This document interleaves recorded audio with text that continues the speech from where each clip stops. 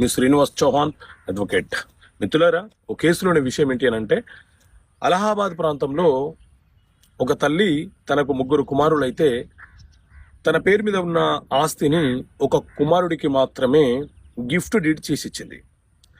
So దాని మీద సవాలు చేస్తూ సివిల్ కోర్టులో మరొక కుమారుడు ఆ ప్రాపర్టీ అనేది మా నాన్నగారు ఇష్టపూర్వకంగా తల్లి పేరు మీద కొన్న ప్రాపర్టీ, నేను ఆ ప్రాపర్టీలో హక్కుదారుణ్ణి, కానీ మా అమ్మగారు మాకు తెలియకుండానే ఒక కుమారుడికి మాత్రమే గిఫ్ట్ డీడ్ ఇచ్చిందని చెప్పి సివిల్ కోర్టులో కేసు తీసుకుంటే సివిల్ కోర్టు ట్రయల్ నిర్వహించి ఆ కేసుని తిరస్కరణ చేసింది. దాంతో అతను అలహాబాద్ హైకోర్టులో కేసు తీసుకున్నాడు.